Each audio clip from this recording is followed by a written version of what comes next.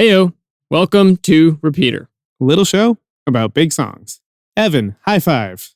Pat, okay. Nice. We're here with episode 5 of Repeater. And if it's your first time listening, Repeater is a talk show that we record in Queens, where we live, like a couple of ugly Bettys. Each episode, we talk with a guest about a song that means a lot to them. After we interview our guest, a musician covers the song and plays a tune of their own. Sometimes, like on this episode, the guest and the musician are the same person. Yeah, which is extra cool. Our guest for this episode is New York-based musician Ivan Anderson. He's an electric guitarist by trade, but stripped down to a one-man acoustic act just for us. Stripped down to a one-man acoustic act to play a mashup, no less. This show never ceases to amaze me. We can only hope that you at home enjoy it as much as we do. Thanks for listening.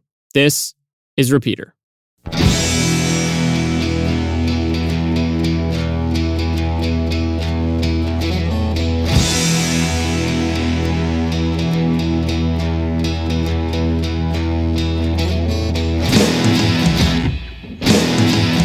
Please welcome to the stage. We have writer and musician Ivan Anderson. Give it up. Welcome. Guitar in hand. Hi, everybody. How's it going? Hey, man. Hey. Say hello to the folks. Hi. Cool. So, Ivan, you are a writer and musician here in New York City. That's right. Yeah, I live very close. Yeah. How close? Like 2 blocks. Wow. Ooh, so also a neighbor. Yes. A neighbor. Yeah. That's right. To QED here in It's Astoria. QED, yeah. I'm rooting for you guys. Oh, thank you. Thanks. We live 1 block from here. Okay. For anyone that doesn't know, Pat and I live together. Adorable. Isn't it? And we host this show in our backyard. That's adorable. So, Ivan, one of the things we like to do every time we do this show is we like to tell people something we've been listening to recently. Yeah, okay. So we'll start with Pat so that you can All think right. about it a Thanks little bit for longer. Yeah. Pat, what's been going on? What have I been listening to? So I watched Jaws last week, and for whatever reason, I got home and I was like, I'm gonna start listening to a lot of Jamiroquai. So Sure. I don't know, but it's been a dance party in my apartment, and I love it. I didn't get the invite, man. I was playing it pretty loud. Wait, so what do you think of his hats? Are you okay or not okay with the hats? I think I just let them be because I like the music so Same. much. That's my position. Yeah. Like the hats are fine. It's the headdresses that I'm like, this feels weird. Yeah. But Okay. That's like a sensible position on the hats. Do you have a stronger thought on his hats? It's the same. It's like I really like Jamiroquai music. Like I totally buy it, like top to bottom. Yeah. And I think he's cool for the most part. Like he'll just like do his little moves, and I'm like, Yeah. that's like a cool guy. But the hats are sometimes like maybe it's like way cooler than me or way less cooler than me. Like I don't know which direction it is, but it's like remote from my Sure. understanding of cool. I think that's a lot of stuff that's cool, right? Is like, Yeah, or not cool. it's either very uncool it's like super uncool if you can't pull it off. Yeah, And it's super cool if you can pull it off. Yeah, but is he pulling it off? Sometimes I don't know. Like when I'm listening to the record, he's pulling it off. Because you're not looking at him. Yeah, right. And then one of the videos is good. Virtual Insanity video Yeah. is good. And in that, it's like the hat. If I was the guy on that video, I'd be like, get that fucking hat off your head. But seeing the finished product, maybe I would have been wrong. I don't Yeah. know. I hear that. Okay. Cool. Lately, I've been listening to, and I don't have a really good reason why. I've been listening to Drake's new album, Views. Yeah. And I can't say I'm a Drake fan, or that up on music usually. But the week it came out, somebody on my softball team, I play softball, was just like, we were talking about it, and then she was like, "Oh yeah, here's a Dropbox link," and texted it to me. So it's just the most recent thing I've downloaded and I've listened to. Oh, so it's a like bunch. not out yet? It's like only No, it's- Dropboxable? No, it's Oh, out, okay, but right. she just had a download link. Oh, okay. So that's like not important at all. No, I just meant that's like how I got it. No one had to All right. no one had to hand it to Okay, me I or got anything it. like I that. thought- okay. I just want to endorse Dropbox, guys. It's a really great cloud storage service. Okay. It's just maybe they'll fantastic. sponsor us now. Maybe, yeah. But it's okay. For sure, it's an okay album, but not great. I think my favorite thing is the album cover. I don't know if anyone's familiar with the album cover, but it's Drake like sitting up on top of the CN Tower in downtown Toronto, just looking out over his city that I think he thinks he owns. And it's been like memed a lot in ways that I just have found very funny. It's like whenever you want to be sad about something, you just put little Drake sitting on top of something. So that's been part of the enjoyment of listening to it. Sorry. So what do you think is better? Is the Drake album or Dropbox? Dropbox. Dropbox is better. I honestly think Dropbox is going to be a more long-lasting institution in our culture than Drake's. But, okay, but there's also Google Drive, which is kind of like, do you need Dropbox? I don't know. Dropbox came first. Drive, I would argue, is better. Okay, now this is the views, and I don't know what comparable album debate. But for cloud storage. Okay, is it my turn? Yeah, you can go. All right, so the band Wolfpack, do you know those guys? All right, I'm listening to them a lot. So they're like these young guys who do like mostly instrumental music that I guess is sort of funk, but it's kind of like, it's also just like perfect music. It's really good. Yeah. I mean, they're like a little intimidating to me because they're like so young and so good. I'm a little bit like, ooh, I wish this was a little worse. How young? I didn't realize they were. Like, I don't know. I mean, they're like in their 20s. Yeah. They are really good. But they figured it out, and they're like weird, and they're like comfortable being like weird and that, you know. Yeah. So they're like, I feel like they just figured it out. Yeah, I agree. Definitely, if you don't know Wolfpack, I would say check them out. They're really, really they were good. on Colbert recently. Oh, really? Yeah, they're just doing it. Yeah, that's pretty rad. Yeah. How do you spell that name? Is it V? It's VULFPECK. I guess I don't love the name, I guess, because when you like talk about them and people haven't heard of them, it's like, what are you saying? Wolfpack. It's like not my favorite thing to have to explain. Yeah. But they're good. So I'm willing to absorb that for them. Yeah. It's their Jamiroquai hat. Yeah, it's right. It's their Jamiroquai. I think, but I think they might be better than Jamiroquai. Ooh. Yeah. Give him many more years. But yeah, I mean, I like Jamiroquai. Sure. But I kind of feel like Wolfpack is like, is this feeling I have of like next level shit coming off of Wolfpack, strongly. Whereas Jamiroquai, I feel like is like, that's really good, but I get it. Okay. I don't know. I've never been like taken outside myself by Jamiroquai. Like, even the hats, like that's weird, but I don't really feel like my consciousness was ever expanded by the hat. Whereas like Wolfpack weirdness, like you just have to check them out. They have their weird little ideas, and those to me are consciousness expanding. Yeah, nice. You know, somebody has been taken out of themselves by Jamiroquai's hat, right? Yeah. Like somebody saw that and was just like, "That's my thing." I never realized it until right now. Yeah, not me though. Not me. That's okay. Yeah, it doesn't have to be you, man. I can accept that. I can accept that. Cool. So that's our little roundup of what we've been listening to. Ivan, what's the song that you wanted to talk about? Okay, so the song I picked is a mashup. It's Imagine by John Lennon, but the vocals instead of John Lennon is Jump by Van Halen. And so it's David Lee Roth's isolated vocal track has just been plunked right on top of Imagine by John Lennon. And I deliberately did not research who did this. Nice. It's like I found it on YouTube years ago. Yeah. It's like by someone named Magic Mike, maybe. Mighty Mike. But I didn't look this up because I've like spent so much time in my whole life thinking about David Lee Roth and John Lennon that I wanted there to be like some mystery still intact about this whole thing. So I don't really know. I'm sorry that I'm like not giving more credit to whoever's responsible for the Imagine Jump mashup, but I had to not know. I mean, it was probably just the two of them in the room doing it, right? Yeah, well, right. It was their secret super group. Yeah, well, so the thing about the song is that like it actually just works. Like it sounds like either of those songs could have been written this way.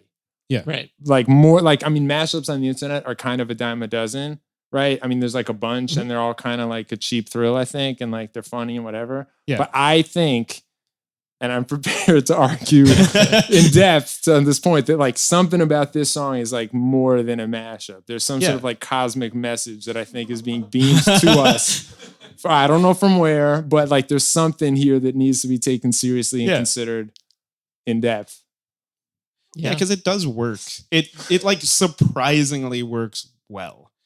Because you're right, there are some mashups where it's clearly just like, well, the songs are in the same key, so they did Yeah, that. right. Like, Yeah. and it's kind of funny, I guess, but this one like really works. Oh yeah, no, it works, and it's beautiful too. Now, so first of all, I just want to say, I like some people, I think like ironically love Jump or some bullshit like that, and like I just want to say very emphatically right now that that's not my relationship with Jump at all. I think that song is like completely a masterpiece. Personally, I actually think it's superior to Imagine, but that's like a personal thing. Yeah. I can It's a hot tolerate take. disagreement on Mhm. that Sure. point. But right, so part of this is not like, wow, you took one good song and one bad song or two bad songs and put it. This is like two fucking great songs. Yes. Yeah. And then together somehow is this third new thing that's So- kind of, divine, I think. So you found this on YouTube and it spoke to you. Yeah, I found it on YouTube and I was a little bit like, okay, here we go again. And then I heard it and I was like, wow, this is like confirming a lot of my deepest superstitions about why both of those songs were like good in the first place. Yeah. It was sort of this, like I said, it felt like it was a message to me. So what like dig into that a little bit in terms of Yes, okay. you already liked both of those songs. Yeah, right. Both those artists. Yeah. Yeah, okay. So I feel like I have to work a little less hard with Imagine. Like I feel like people get Imagine maybe more. I might be wrong. I might be underestimating how hip everybody is with Jump, but I kind of feel like everyone just is ready for Imagine to be the song. Like John Lennon is obviously a genius. Phil Spector produced it. Yeah. Blah, blah, blah. And then the other thing too is like, I do have a lot of respect for the fact that song is kind of this like anthem for like secular humanism, Mhm. right? It's like, what if we were just good because we could be, not because there was a God? And like, I think that's actually not a super easy thing to write a song about. Like, Yeah. how are you going to write a song? It's like rationality. Like, it's not. it's like not a lyric. It's like not something you can like pin a lyric on. But Yeah. John Lennon did it because he's a genius. So we have this song that's just about like, what if we could just be our best selves for the sake of it, and short and it's beautiful, right? Okay. Mhm. All right. So then meanwhile, right, with Jump, I actually kind of think like Jump was also a song that did that in a different way. Like Yeah. people make fun of like, can't you see me standing here? I got my back against the record machine. Or can't you see what I mean? And some people are like, I don't see what he means. That song's meaningless. And I've heard people say that, but I kind of feel like that's just dumb. Like you got to work for a second here. Just give it a chance. Give the song like a chance. Like I think David Lee Roth is like saying a lot of stuff. I mean, I love David Lee Roth, but I also think like, okay, so I'm gonna back up for a second. So Do like it. I'm not what I consider like totally a sunshine person. Mhm. Like you just gotta have to go with me on this. Like I feel like some people are sunshine people. It's like the sun is out there in a good mood and they like play frisbee or whatever. And like that's not like automatically my response to sunshine. A lot of times I'm like, don't want the sun to be out, don't want to go outside, don't want to play frisbee. Mhm. Life is hard and complicated. But the music of David Lee Roth like makes me a sunshine person. Like Yeah. I hear it and I'm like, I get it. The sun is out. That's beautiful. Yeah. Like I see it. I understand it. So I'm like grateful to David Lee Roth for like bringing me into that world despite my like deep agitation. So that's that. And Jump to me is like just the song that does that. Like Right. Yeah. the beginning of Jump is like pure joy. Mhm. It just starts. It's like, thank you for that. And then it's like, and then it just starts. And he's like, can't you see me standing here? I got my back against the record machine. Like, I see that. That's dope. It's like, he says that and I see David Lee Roth in the record machine. He's standing there. That's cool. Yeah. And then he's like, can you see what I mean? Like, yes, I see it. And like, I take the plunge, right? So to me, that whole thing, it's like a love letter to life, Mhm. Yeah. right? And I feel like Imagine is kind of that. It's like a love letter to life, even if that's all there is. And David Lee Roth is like, yeah, I get that, but I'm just going to add a little bit of sex appeal to that whole idea. Right. Right. Okay. So, right. So I kind of feel like those songs and it were like kind of had the same thing, right? Like John Lennon was the sort of more political, like spiritual statement of the idea. But then David Lee Roth was just like, if you've ever had a boner, this is like the musical equivalent of that feeling. And then maybe that's a good reason to be alive. Like, Right. how about Yeah. just that by itself, right? So to me, Jump is like musically doing that. And Love Imagine is like maybe sort of more cerebrally, like Right. maybe more intellectually doing it. So so then you put them on top of each other and like, of course. Yeah, Like, of course. yeah. Yeah, it just goes together. Really And if well. it hadn't, that would have like dismantled this whole major religion I created for myself. So Right. when it worked, that was like a big relief. Yeah. for You're me. making me rethink every mashup I've listened to and enjoyed. Because now I'm just like, there's no religion there. Yeah, right. It I just know. sounds kind of good. I agree. Yes. Yeah. I agree. Yeah, or the idea of like can two songs that maybe are incredibly different seemingly can their messages be similar enough to actually link the mashup, you know? Yeah. Something like that. Yeah, I mean, I feel like it's kind of doomed because when you take two completely different songs and then those get mashed up, it's like, okay, you made it work. It seemed like it would have been hard. Now it's not. It's It's like clever. yeah, it's like a instead shitty of- magic trick where it's yeah. like, okay, you made it disappear. I knew you were going to do that. Like, I don't care that you did it. Right? Yeah. And then when they're the same and you mash them up, then it's like, well, duh. Yeah. You know, so it's kind of like I don't need. I feel like we got more mashups than we need. Like on YouTube, there's like 40 trillion Sure. mashups. I don't know who asked for that many mashups. It wasn't me. Now we have Just the them. internet. Yeah, right. Now we Yeah. have them and it's kind of worthless. But there's this one. There's this one that I think justifies it. There is a Fugazi and Destiny's Child mashup Uh-huh. that I love. And I love it for a very different reason. Like it's Fugazi talking about like low income housing in DC. Yes, And good. Destiny's Child talking about being an independent woman. So maybe I haven't actually thought this through that far. No, but let's do it right now. Let's just figure it out let's right dig now. into that right now, Pat.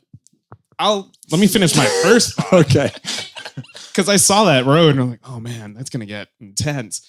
But like the thing that it did for me was just like, because I found that in, I don't know, when YouTube first came out. And the thing that did for me was just sort of introduce me to Destiny's Child in a way where I was like, oh no, this is really good. I just needed the right context to get into Oh, it. yeah, that's good. Yeah, because they just took the bass line from the Fugazi song and put that into Independent Woman. I was like, this is amazing. But I've never thought about like the geopolitical status of that mashup. Mm-hmm. And I don't know if I can right now. It seems so heavy all of a sudden. It's okay. Yeah. Okay. The weight of the world I know. is on your shoulders. Yeah, it's interesting. It's interesting. It's making me think of, so earlier today, Pat sent me this article online. Oh, I saw that. Yeah, from about the 10th anniversary of Girl Talk's first album, right? But a lot of what they talked about was how mashups have like been this sort of thing running in parallel, but particularly Girl Talk's album running in parallel with how people listen to music right now, Okay. and consume media. Yeah. But that idea that we're all very flighty and we like can't focus on one thing for long enough. Because I do remember when Girl Talk came out, there was a novelty to like how much he would put into one mashup, right? Yeah. That was like a big part of it. Whereas up until that point, it was really always about two songs. It was about one song and Mhm. another song. The good old days of mashups. Yeah. But now it really like you say mashup and it almost sounds like a dirty word because like we've now gotten so many of them. And we've gotten somebody like Girl Talk and probably a million copycats who have put 31 tracks in one song. Yeah. Well, I don't know anything about where Girl Talk has been or what he's doing or like what's happening? Like know. I don't know. Is I Girl assume he Talk just in the DJs. world? Is I he don't a really know. DJ? Is he like is that working out for him or like? I don't know. I mean, I remember that I was in college when like the Yeah. Girl Talk record happened and it was like a sensation. And then I was like, okay, thanks for that. And then Yeah. and now it's like that was like 10 years ago. Mhm. So then like what I don't know anything that's happened since like 9.5 years ago with Girl Talk. But Well, that could I be don't- me. That could be my own ignorance. I'm not Well, I think I don't he mean to like probably was one- disrespect. I think he was probably just one of those guys that like he had that massive success super quick. Right. And then everybody just, I don't know, got annoyed or overwhelmed with how much music was in one song. And I don't know. I mean, like with Twitter and Facebook and everything or YouTube where you get so many mashups where you just have media being thrown at you like every second of the day, like I think that definitely wore off. Yeah. And I remember being a little bit, this is not a reflection of Girl Talk, but just what was happening when that record came out and I was in college was a little bit like count, like who can identify all the samples. Yeah. Mhm. And I was a little bit like, oh, I hate this because like I grew up being like the guy who gives a fuck about music. Yeah. But then it's like you get to college and you meet like all these other people who gave a fuck. And then it's like, oh, I just want to enjoy this. But like, so who gives the most of a fuck? Because Right. it better be me.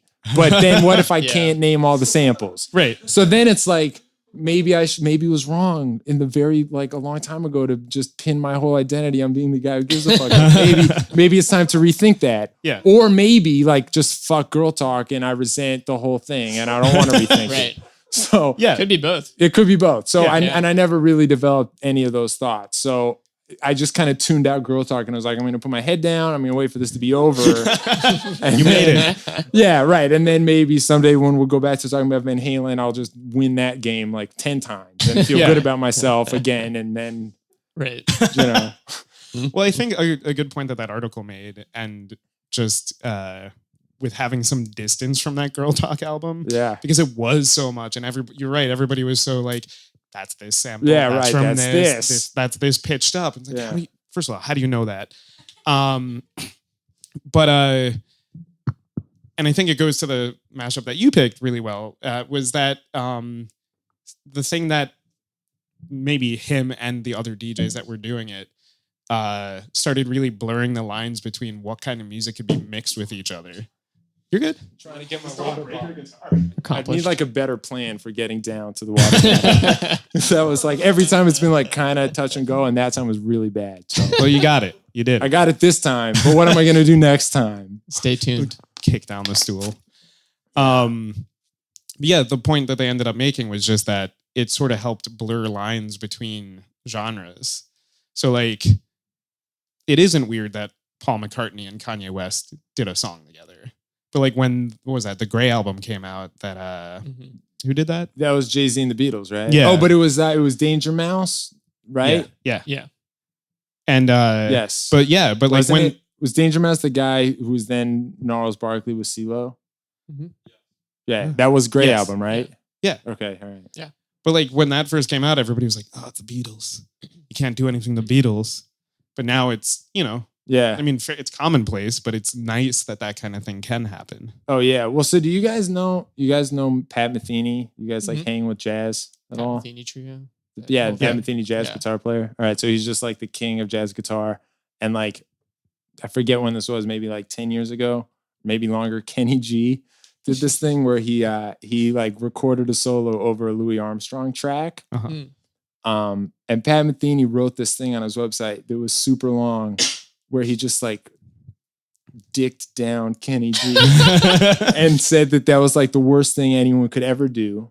And he Yeah. called like Kenny G a necrophiliac. And he said like anyone who's ever thought for 5 seconds about why jazz is cool would understand that this is like a huge no-no. This is like offensive to everything that music is about. Yeah. And then meanwhile, he also like in the middle of the whole thing, he just did this like super jazz, like surgical takedown of Kenny G's identity as a musician. Just like I remember in the beginning, like I would hear Kenny G do these like pentatonic bullshit, and he was like kind of just full of clams, and that was just then. And he's like, anyway, the point of the story is like Pat Metheny just like let it out. Yeah. And like took down Kenny G. And what he had done was he had like I guess it was a mashup in a way, Mhm. where he just put himself over a Louis Armstrong recording, and then made probably a lot of money.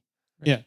And Pat Metheny, who's like, if you ever see him talking about anything else, he's like this timid, likable dude from the Midwest who's like, I'm just a jazz musician, blah, blah, blah. But that was the thing that like put Pat Metheny into beast mode. It was like this matchup was the thing where it's like, oh, the gloves are coming off, son.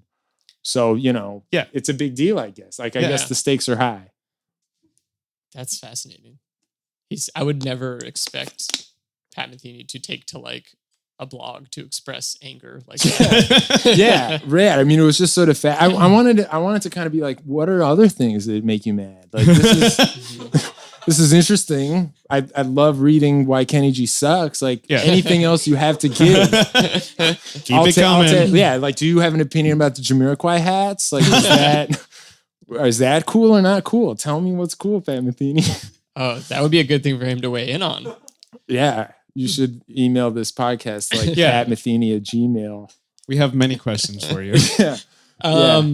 But back to something Pat was talking about, like, what's your kind of thoughts on genre? Oh, okay. Does it matter to you? I mean, I guess I don't really take them that seriously, really. I mean, I think like okay, I guess I sort of think maybe that like there are useful differences between like classical, jazz, and pop. Sure. And I kind of think rock and pop are sort of the same thing. I know that's like alarming to some people, but I kind of think rock and pop are like kind of the same. Mhm. And then like jazz is like, there like maybe legitimate reasons why jazz is kind of different. Mhm. And there may be legitimate reasons why like classical is kind of different. And maybe that's it. Okay. But then like, you know, I don't know, world music, like I don't know anything about that. So Yeah. that's probably different. Maybe it's not. I don't want to sound stupid. I just don't know anything about like Yeah. So what's everything else. Let's like get to know your musical background. But like you've been a musician for years. Yeah, right. So I started playing guitar when I was like, I guess, you know, 12 or 13 or something like Mhm. that. I mean, so back then it was obvious that like there was this thing called like hard rock specifically that like ruled my world, Mhm. right? Like Van Halen, Jimi Hendrix, like it was sort of classic rock. Like that was Yeah. kind of Yeah. like, if I could just sound like that and be that, and there was this like, you know, this hot lava and this like force to it that as like a teenage boy was like, you know, something I aspired to having Yeah. and Of being course, able to yeah. control. So it kind of started there, I guess. But you know, then there's just like a million other things that are cool, that are musical. And I would start to hear the same, I would hear like the same kind of force in like in other places. Like Mhm. funk, that rhythm guitar playing to me, once I noticed it, had like the same kind of charisma as like the guitar solo. Yeah. Yeah. You know? And so then I was like, oh, that counts, that's in. And my dad is obsessed with Pat Metheny. That's why I know about Pat Metheny. So Okay. like that was like, okay, that's cool. He used to listen to it so much that I thought like my dad had written Pat Metheny's albums. Like when I Was was your a dad a musician? no, but he listened, my dad was an architect. He is an architect, but he listens to Pat Metheny so much that like when I was a kid, I would hear Pat Metheny and be like, that's my dad's record. Like my dad just made that probably. That's like you thinking very highly of your father. That's really cool. Oh, yeah, okay. No, I mean, like, I wish, like, I heard, like, an album on that I liked in my house and was like, man, I bet my mom or my dad did that. Yeah. Like, Yeah, I that's such, guess- like, a nice association Yeah, to right. have with someone in your home. So I mean, part of this is because my dad introduced me to Jimi Hendrix, which was Mhm. like the whole thing. Okay. Yeah.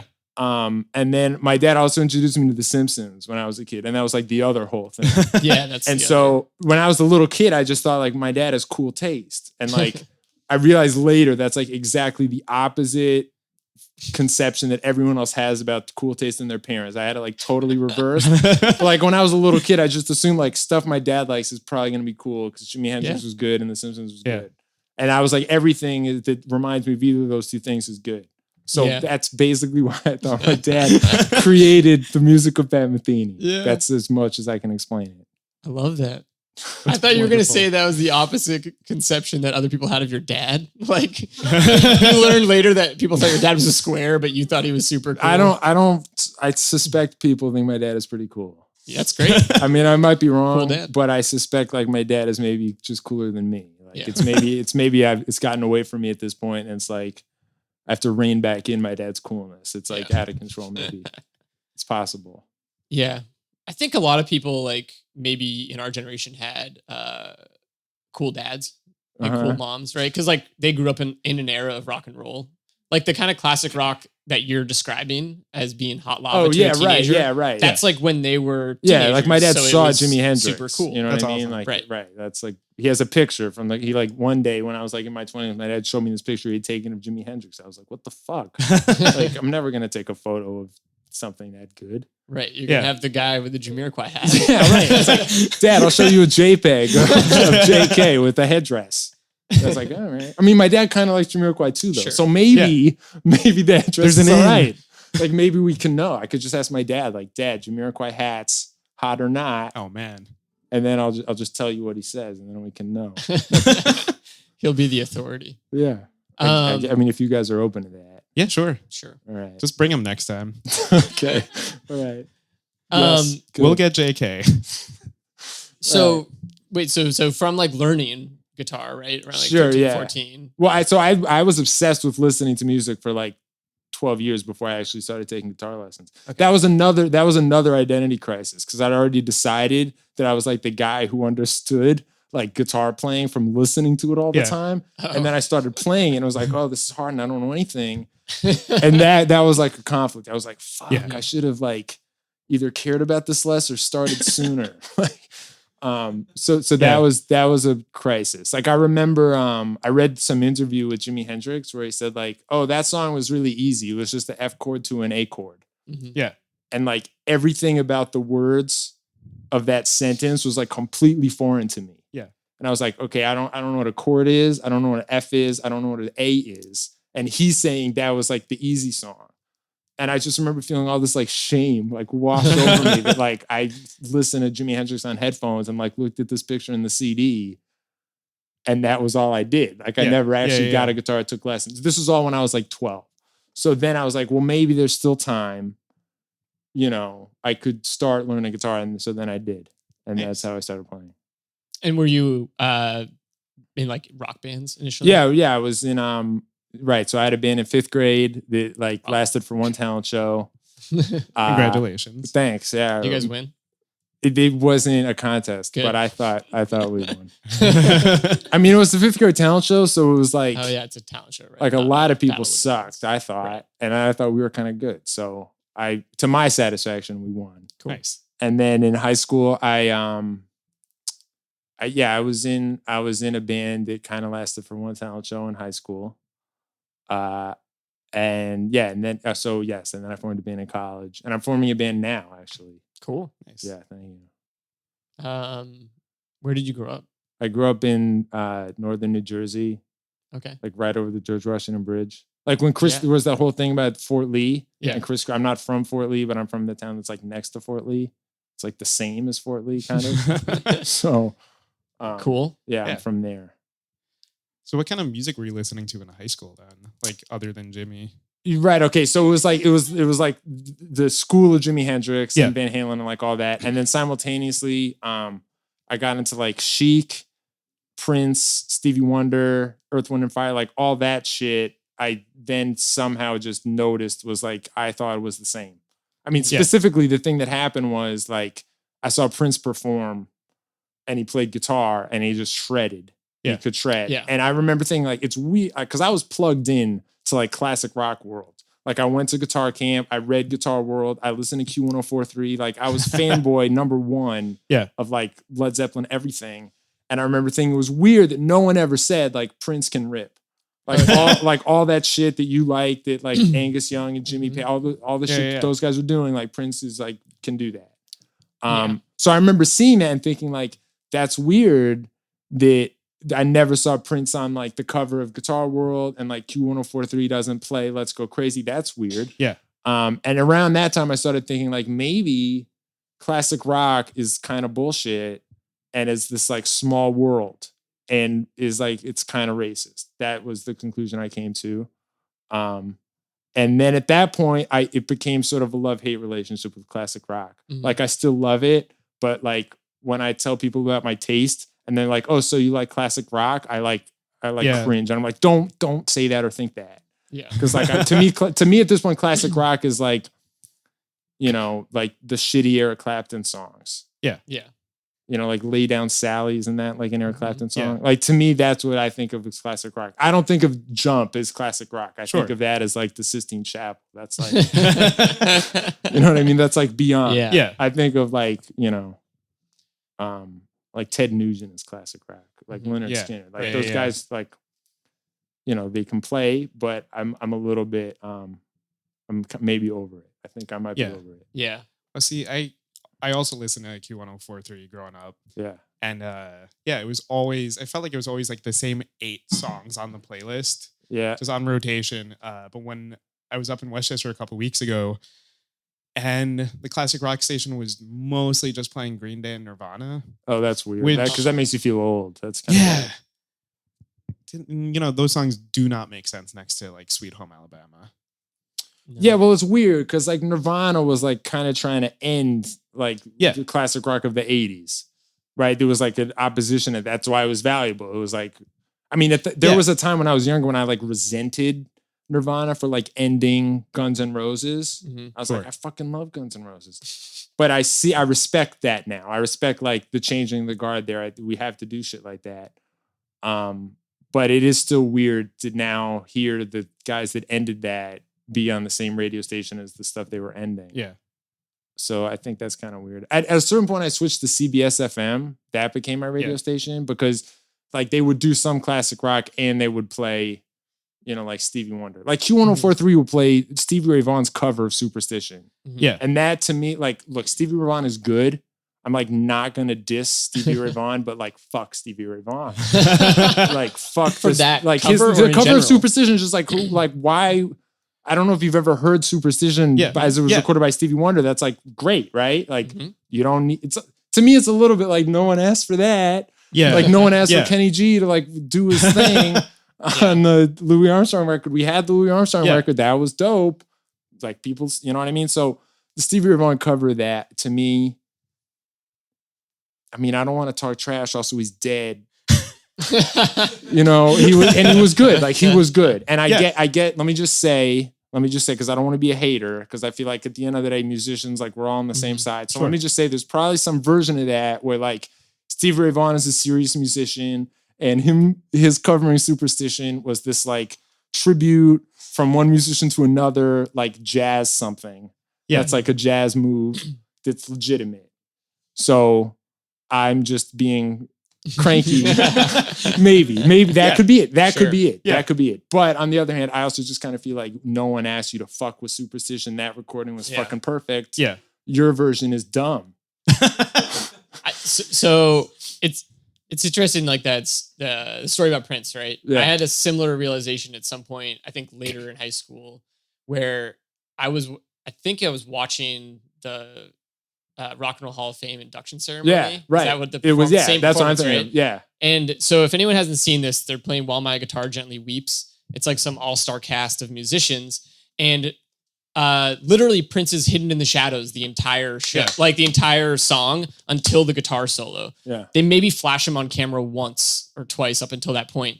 And he just steps out of the shadows, rips this guitar solo, and then throws his guitar in the air at the end of the song and walks off stage and someone catches it. Yeah. Well, Yeah, it's Off weird. camera. And you see, like you don't know who You catches see it. it go up. I've like Yeah. watched that like 40 times. Like you see it go up and you're like, Yeah. oh fuck.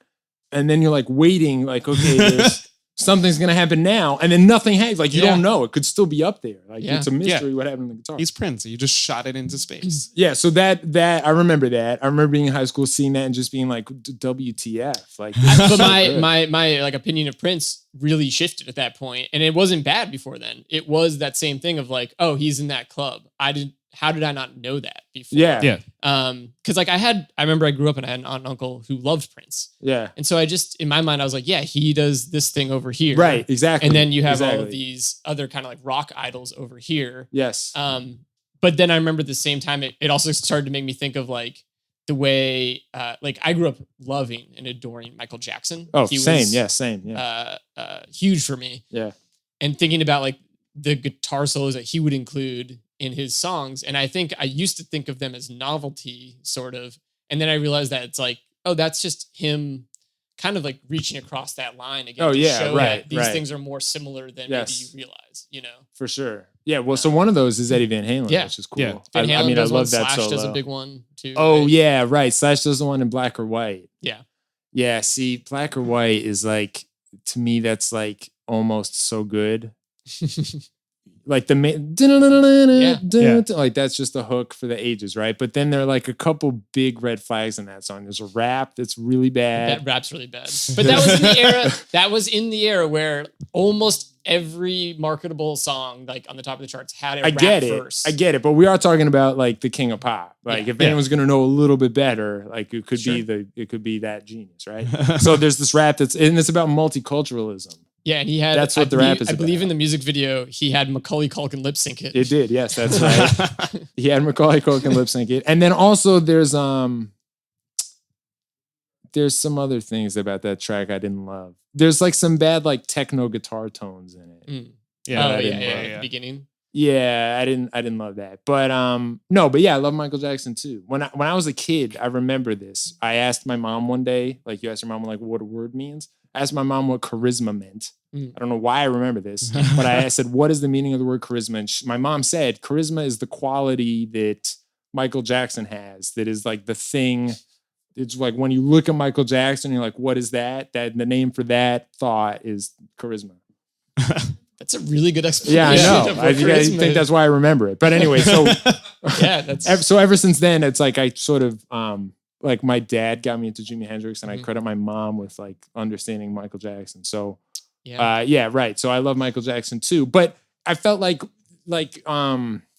people understood that Michael Jackson was the king of pop. Mhm. Right. Yeah. He was like pop star number one. That's what Michael Jackson is. We have this thing called pop music. The king of that is Michael Jackson. And then Prince was a little bit, I mean, I think this is bullshit, but for some reason, people seem to have a hard time understanding like what club Prince belongs to, like you Yeah. were saying, right? I mean, to me, it's Absolutely. not that hard. We could just say that he's like, you know, the king of all of it. Right. But yes, right. But that was weird. And I remember when I Yeah. sort of noticed that, assuming as I still kind of believe to this day that it's basically racist.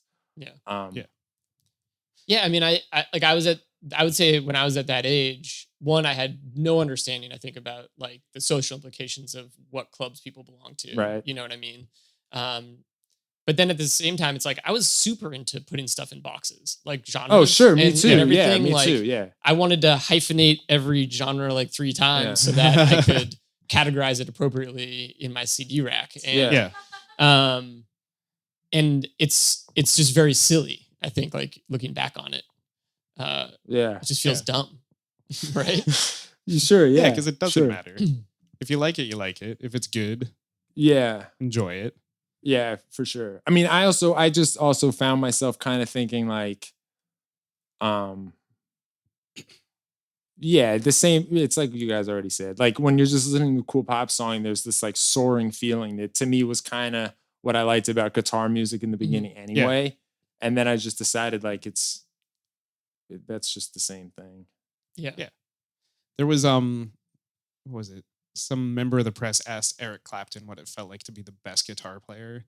And he just goes, I don't know, ask Prince. Yeah, like- I read that that's not true actually. Oh, really? It might be true, Let's say it's true. but I read We have no way to know. I read an article that said that wasn't true. But I love that. I mean, Yeah. actually though, I medium love it because a part of that story is like, yeah, it's cool that Prince is the best guitar player in the world. But part of that story is also like, you know who would know is Eric Clapton. And I don't love that part. I feel like, look, Eric Clapton is good. I mean, I do the same thing I did before. It's like, I don't want to disrespect this guy. He's good. But I also just feel like seriously, like, why are you still really talking about Eric Clapton? Like, I don't give a fuck anymore. And like, No, so I think some of those songs are just so fucking stupid. Eric and Clapton boring. has distanced maybe like more guitar fans in his career than any other person.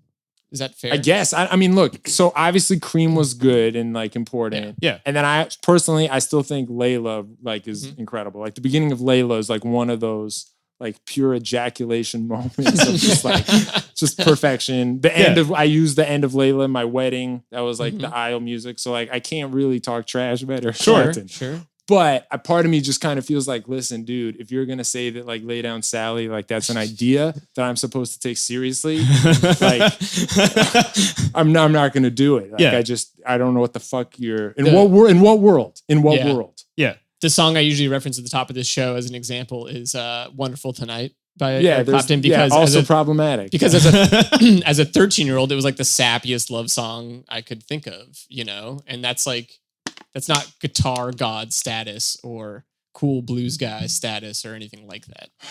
Well, yeah, right. Yeah. It's like Also- really far away from Also, it. yeah.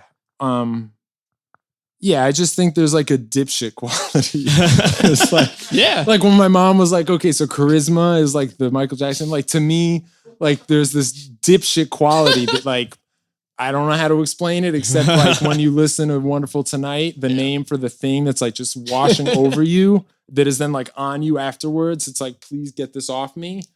I just call that the dipshit quality. So Yeah. I get, some people love that. Yeah, A lot of totally. people love it. And I might be wrong. They might be right. Maybe there's this like understated, profound grace, or like this like profound courage. Like people talk about like the profound bravery. Mhm. Maybe Wonderful Tonight is that. I might have missed it. That's possible. Maybe. I'll still try to be open to that. But in the meantime, I just feel like, get the fuck out of here. I think that's as good of a note to close our interview I think on. so. Okay. So we're just gonna refinagle the stage a little bit so that you can play some music for us. Okay. Yeah, right. Okay. Ladies and gentlemen, Ivan Anderson. All right. So I'll do the jump Imagine mashup first. Yeah. Starts on a major 7, super scary. Weird.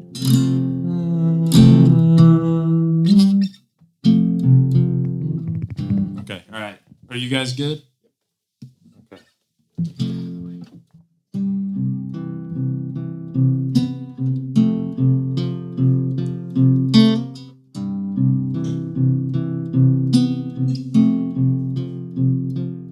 I get up, nothing gets me down. You got it tough, I seem the toughest around. And I know, baby, just how you feel. You got to roll with the punches to get to what's real. So can't you see me standing here? I got my back against the record machine. I ain't the worst that you've seen. Or can't you see what I mean? You might as well jump. Get it and jump. Go ahead and jump. Get it and jump. I see you, baby, how you been. You don't know, you won't know until you dig in. So can't you see me standing here? I got my back against the record machine. I ain't the worst that you've seen. Or can't you see what I mean? Might as well jump. Get it and jump. Get it and jump. Go ahead and jump. Get it and jump. Go ahead and jump.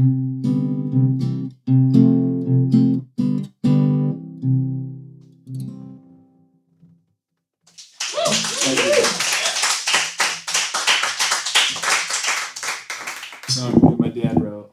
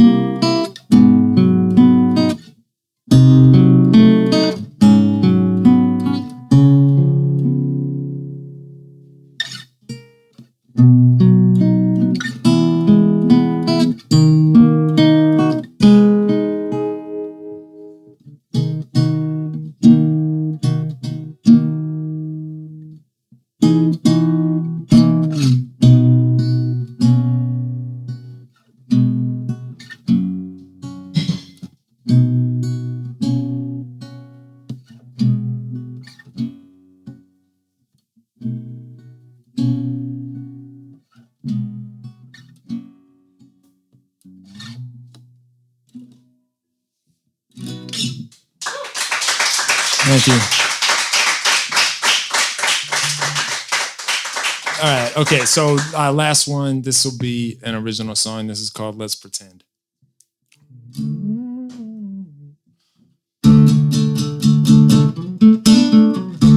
Baby, I know you look back. Maybe it wasn't all bad. Now and then we could try again. No, we could just pretend. Not gonna say that we should, like it would do us much good.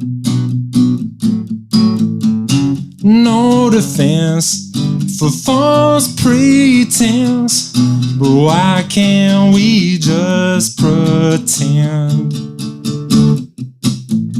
and make believe for another day? You know it's easier anyway,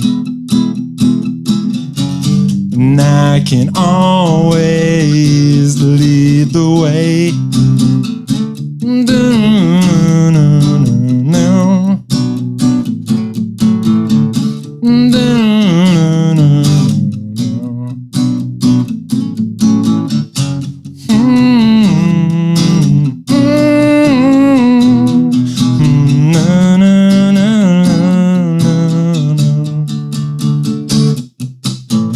So make believe for another day. You know it's easier anyway, and I can always lead the way. I'm wondering where we went wrong, living with that from now on. And I get a sense it'll never end, but I can still pretend. But we can still pretend. Thank you.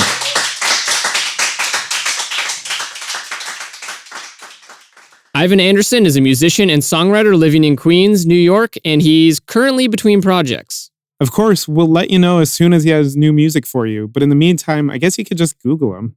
Google, man. It's a powerful thing. And this was just a delight. I know. Ivan was so into that mashup, and I gotta admit, it was a pretty great one. I wonder what the next big mashup will be. Maybe it'll be a song Ivan writes and a spoken word track that we record in our apartment. Probably not, but maybe. Until next time, hit repeat. Evan, put a shirt on.